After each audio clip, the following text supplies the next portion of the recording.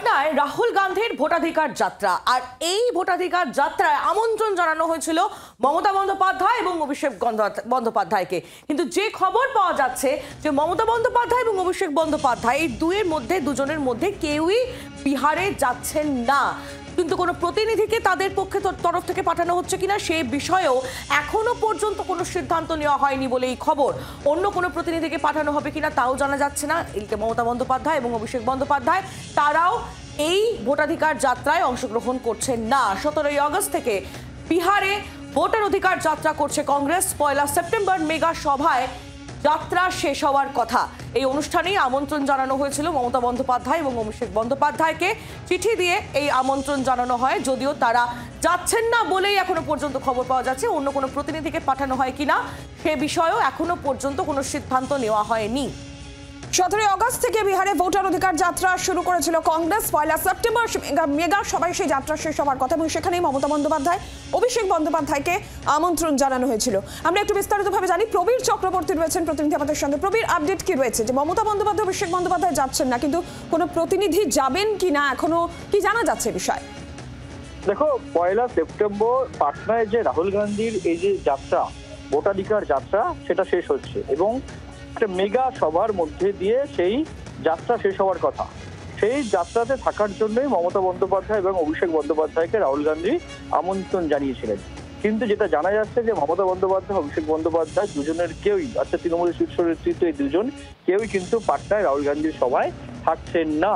এবং অন্য কেউ যাবেন কিনা, কোনো প্রতিনিধি তৃণমূল কংগ্রেস পাঠাবে কিনা সেটাও এখনো সিদ্ধান্ত হয়নি বলেই জানা যাচ্ছে। এই মুহূর্তে যদি সবচেয়ে গুরুত্বপূর্ণ বিষয় যে ভোটাধিকার যাত্রা করছেন রাহুল গান্ধী বিহার জুড়ে গত 17ই আগস্ট থেকে। যে ভোটাধিকার যাত্রা ইতিমধ্যে স্ট্যালিন থেকে শুরু করে আরজেডি থেকে শুরু করে অন্যান্য বিরোধী দল কিন্তু অংশগ্রহণ করেছে। তৃণমূল কংগ্রেস কিন্তু সেই যাত্রা এখন পর্যন্ত যায়নি এবং 1 সেপ্টেম্বর আমন্ত্রণ থাকলেও সেই যাত্রায় যাচ্ছেন না মমতা বন্দ্যোপাধ্যায় এবং অভিষেক বন্দ্যোপাধ্যায় নিজে সবাই থাকবেন না। এবার প্রশ্ন হচ্ছে যে কেন মমতা বন্দ্যোপাধ্যায় অভিষেক বন্দ্যোপাধ্যায় এই সভায় গেলেন না বা যোগ দিলেন না। সেক্ষেত্রে দাঁড়িয়ে রাজনৈতিক মহল মনে করছে যে লোকসভা চলাকালীন যে দেখা গেছে যে তৃণমূল কংগ্রেসের মধ্যে যথেষ্ট সখ্যতা ছিল, বিভিন্ন ইস্যুতে তারা একমত হয়ে প্রতিবাদ করেছেন, কিন্তু তার মধ্যে একটা সূক্ষ্ম ঘটনা ঘটে গেছে। রাজনৈতিক মহল মনে করছে যে সূক্ষ্ম ঘটনা কিন্তু তৃণমূল কংগ্রেসের চোখ এড়ায়নি।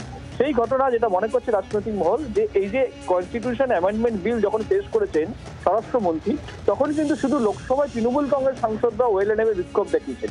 অন্যান্য বিরোধী দল কংগ্রেস সহ কিন্তু তারা সেই বিক্ষোভে তেমনভাবে সামিল হয়নি। ফলে বিষয়টা মনে করা হচ্ছে যে তৃণমূল কংগ্রেস ভালোভাবে নেয়নি। কেন অভিষেক বন্দ্যোপাধ্যায় একটা বার্তা বারবার দিয়েছেন, দেখা গেছে যে কংগ্রেস যদি 1 পায়ে গায় তৃণমূল কংগ্রেস 4 পায়ে গাবে কংগ্রেসের জন্য। সেই জায়গায় দাঁড়িয়ে এই যে লোকসভায় যে হট্টগোল হয়েছিল, তৃণমূল কংগ্রেস সাংসদদের হেনস্থা করা হয়েছিল, সেক্ষেত্রে কংগ্রেস সহ বিরোধী দল কিন্তু চুপ ছিল। এই বিষয়টাকে ভালো করে নেয়নি তৃণমূল কংগ্রেস। রাজনৈতিক মহল মনে করছে যে সেই জায়গা থেকে কিঞ্চিত হলেও দূরত্ব বাড়লো আবার কংগ্রেস এবং তৃণমূল কংগ্রেসের মধ্যে। কারণ অভিষেক বন্দ্যোপাধ্যায় যে বার্তা, সেই বার্তার মধ্যে পরিষ্কার ছিল যে কংগ্রেস যদি তৃণমূল কংগ্রেসের জন্য 1 পায়ে গায়, তৃণমূল কংগ্রেস কংগ্রেসের জন্য 4 পায়ে গেবে। কিন্তু লোকসভায় কনস্টিটিউশন অ্যামেন্ডমেন্ট বিলে কিন্তু সেটা দেখা যায়নি। ফলে তৃণমূল কংগ্রেস ভালোভাবে বিষয়টা নেয়নি। মমতা বন্দ্যোপাধ্যায় অভিষেক বন্দ্যোপাধ্যায় দুজন শীর্ষ নেতৃত্বই রাহুল গান্ধীর এই সভায় যাবেন না বলে জানা যাচ্ছে। অন্য কোনো প্রতিনিধি যাবে কিনা এখনো সিদ্ধান্ত হয়নি বলেই জানা যাচ্ছে সূত্র মারফত। ধন্যবাদ প্রবীর।